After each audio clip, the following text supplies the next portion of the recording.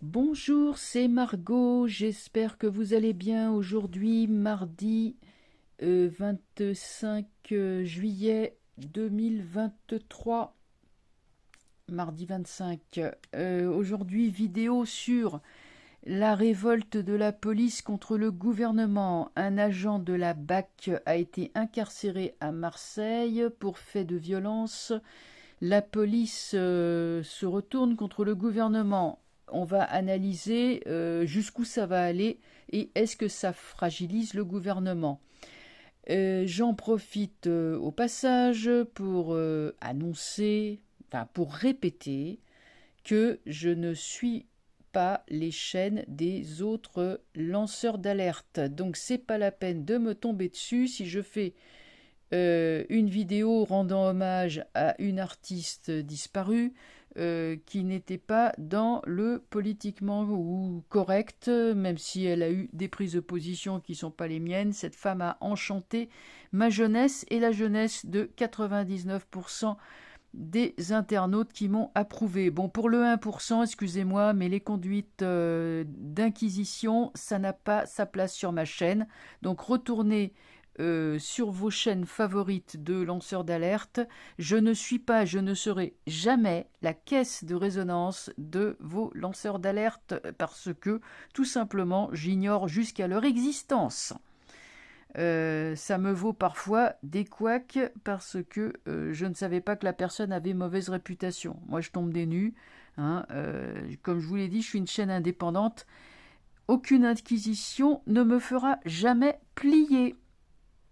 J'ai suffisamment de planètes en Verseau pour pouvoir vous le dire. Voilà. Alors maintenant que c'est dit et que je ne retiens pas les inquisiteurs, eh bien, on va pouvoir commencer notre voyance. Donc la BAC est en ébullition, la police est en ébullition. Qu'est-ce qu'on peut dire de tout ça sur Fantomas? Est-il dans ses petits souliers ou pas?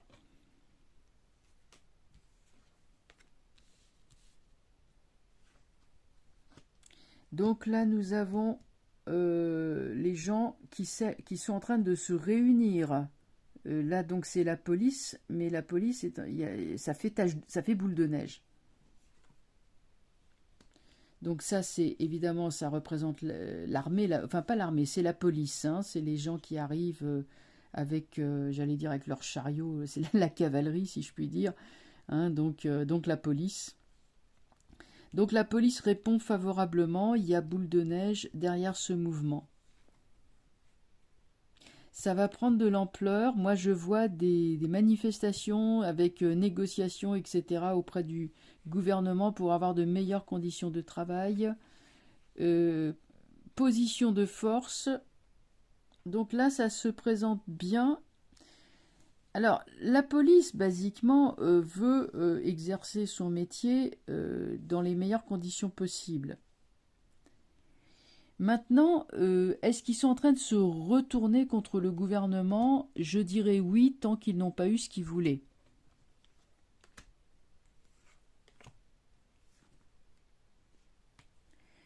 Et ils ont un parfait mépris pour le ministre.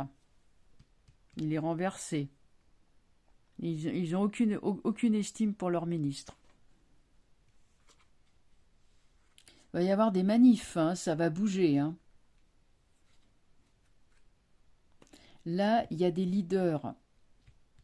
Notamment un homme assez jeune qui va prendre la tête qui a déjà pris la tête de tout ça, mais qui va faire parler de lui.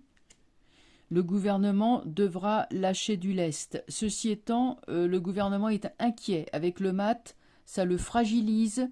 C'est la fuite en avant. Le gouvernement va se mettre dans une fuite en avant pour ne pas mécontenter sa police. Mais je ne sais pas si la police va être très zélée du coup. Bon, là il y a sortie de conflit. Je pense que le policier va être relaxé. Le policier. Bon, là, il y a enquête, hein, il y a le juge, il y a la justice, il y a tout ça. Il y aura délibération, mais il y a Maison Dieu. Alors, c'est marrant parce que voilà comment ça va se passer. La police, comme je l'ai dit, elle est en ébullition. Ça pourrait faire craindre le vacillement du pouvoir exécutif qui ne va plus pouvoir compter sur sa police. En fait, les policiers, même s'ils n'aiment pas ce gouvernement, ils n'aiment pas le ministre, ils n'aiment pas le Premier ministre, ils n'aiment pas le président. Bon. Ceci étant, ils ne sont pas prêts à prendre d'assaut les institutions. Bon, ça ne s'est jamais vu à ma connaissance. Donc on est plutôt sur des revendications classiques. On veut plus de sécurité, on veut avoir le droit de faire notre métier dans les meilleures conditions possibles, etc. etc. Donc ça va être accordé. Et comme le gouvernement a peur de ne plus être soutenu par la police, ils vont plier, ils vont leur accorder en douce, évidemment, hein. Ils vont pas s'en vanter, mais ils vont leur accorder ce qu'ils demandent. Et alors là, coup de théâtre, j'ai la Maison Dieu. Qu'est-ce qu'on peut... Alors c'est ça qui est curieux. Tout devrait aller bien, tout devrait se passer, voilà. Alors, ok, ils ont eu ce qu'ils voulaient, c'est bon, ils rentrent à la maison, et puis la fois d'après, eh ben, ils pourront faire ce qu'ils ont à faire, hein. Mais alors là, il y a la Maison Dieu, comme s'il arrivait un événement inattendu qui finalement mette tout par terre et remette tout en question. Alors ça, c'est vraiment étonnant. Alors qu'est-ce qu'on peut dire là-dessus? Donc, je ne vais pas tirer tout le jeu, je vais plutôt interroger pourquoi la Maison Dieu. Je vais remettre dans le jeu.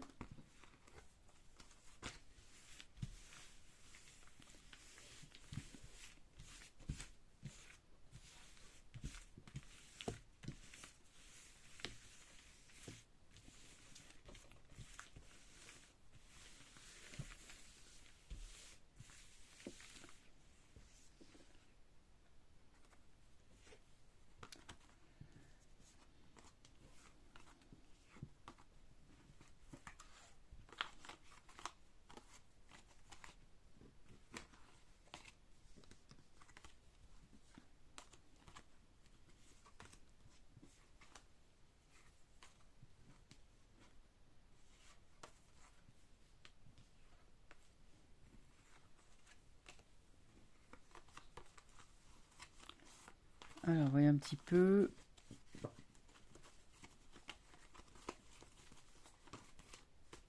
Bon, attendez, j'en ai qui se retournent. Ouais. La force et le chariot renversé. Bizarre. Je sais pas si la police, elle est très puissante finalement. On dirait qu'elle est un peu empêchée. On va donc interroger. Moi, c'est cette Maison Dieu qui m'interpelle, qui m'interroge. Pourquoi y a-t-il une Maison Dieu qui arrive? Est-ce que c'est un attentat tout à coup qui se manifeste? Est-ce que c'est encore des émeutes qui rendent finalement les choses très, très comment on dit, sporadiques, hein, incontrôlables?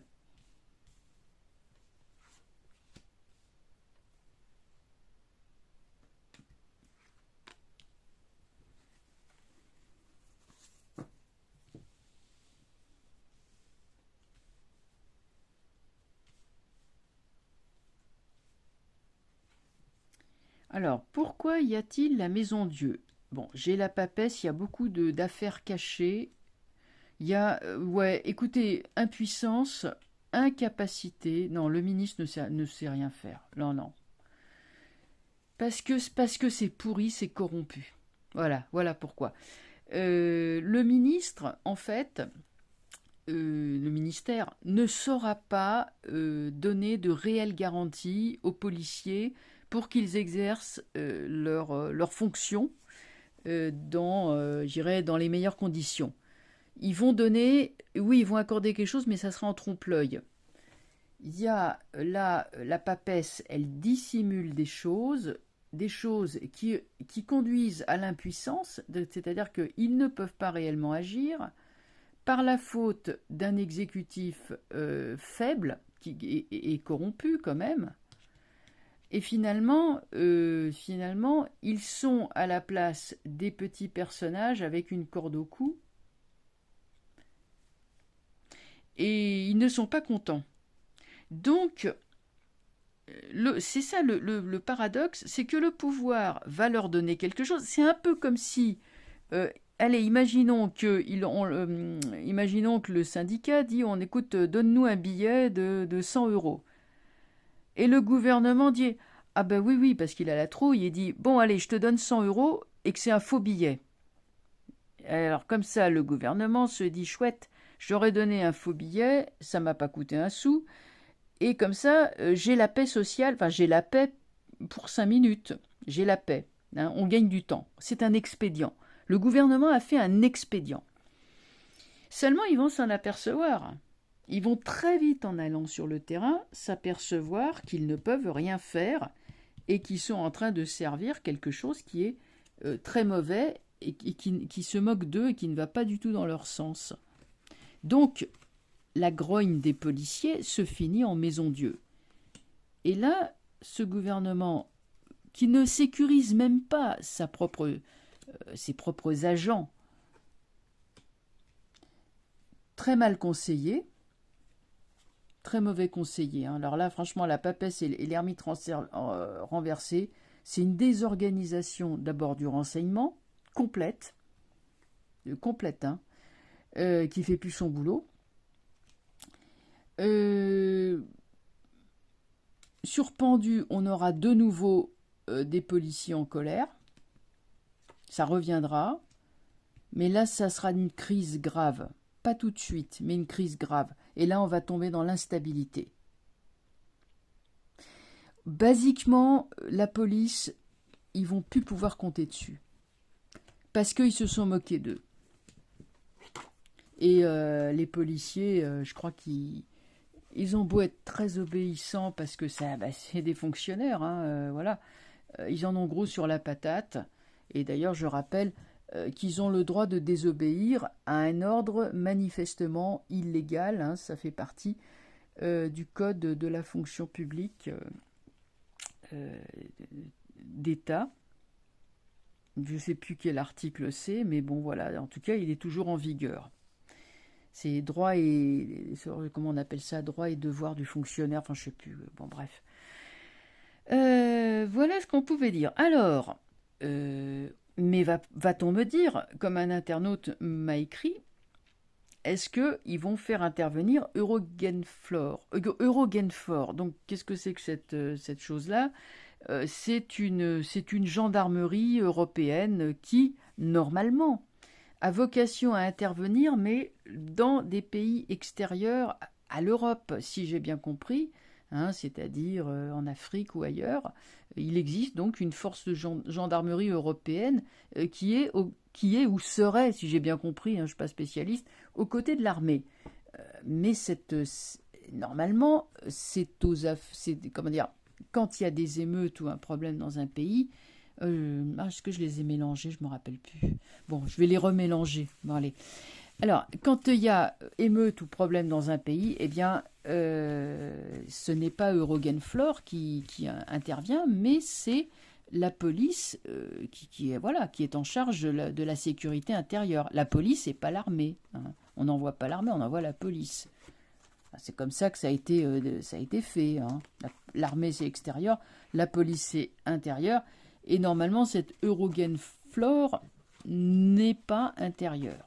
Mais on va regarder si cette force de gendarmerie qui est donc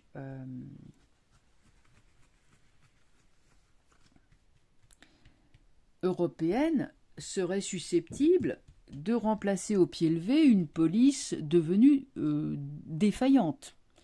J'ai lu que les arrêts maladie se succédaient. Parce que, vous savez, je crois qu'ils n'ont pas le droit de faire grève, vraiment. Ils ont le droit de manifester, mais je crois qu'ils n'ont pas vraiment le droit. Je ne me rappelle plus, mais je ne crois pas qu'ils ont le droit. Alors ils se mettent en arrêt maladie, c'est leur façon de protester. Alors on va regarder maintenant, est-ce que Eurogenfor va arriver pour suppléer à la police.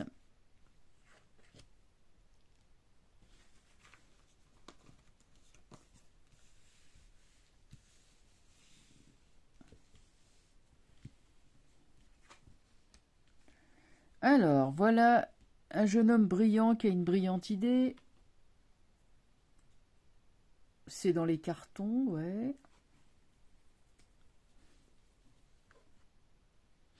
Non, non, pas vraiment. J'ai pas de carte guerrière de style chariot, empereur, etc.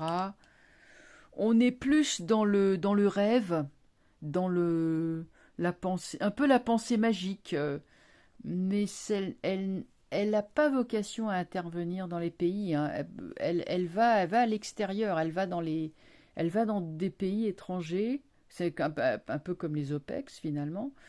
Euh, moi, je vois pas quelque chose qui arrive de l'international pour faire la loi. Vous voyez, j'aurais le monde, j'aurais le chariot, j'aurais l'empereur. Là, on dit oui, il y a des gens qui viennent de l'étranger, une armée de mercenaires, quoi, hein, venus de l'étranger, mercenaires ou autres, hein, ou de fonctionnaires tout simplement européens, venus de l'étranger pour faire la loi sur les territoires, hein, de l'Union européenne. Donc là, c'est pas le cas.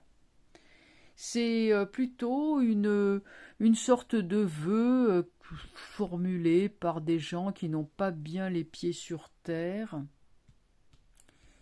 Et là, ça a l'air assez fermé, vous voyez, par rapport à lui, il regarde là, elle regarde là. Bon, déjà, elle regarde pas dans la même direction. Celle-là, elle a la tête en bas. Elle a aucune marge de manœuvre, donc. Et lui, finalement, il forme une entité déjà close et fermée, ce qui pourrait laisser entendre, ben non, désolé, mais c'est pas nous qu'il faut appeler. Voilà, je les vois pas trop intervenir, hein. Voilà ce que je voulais dire ce soir. Alors bon, on va laisser les choses comme ça et on va scruter tout ça de près. Je pense quand même à un gouvernement qui est dans une fuite en avant et qui ne sait pas sécuriser en fait même sa propre sécurité. Il compte sur leur bonne étoile, il compte sur leur communication, leur boniment pour tenir les gens, hein. Voilà, allez, pourquoi faire venir cette police là alors que finalement en leur racontant des bobards ça aura le même effet. Bon voilà. Donc, à suivre. Hein, donc, je vais arrêter là et je vous souhaite donc une excellente fin de journée et je vous dis à très bientôt. Au revoir.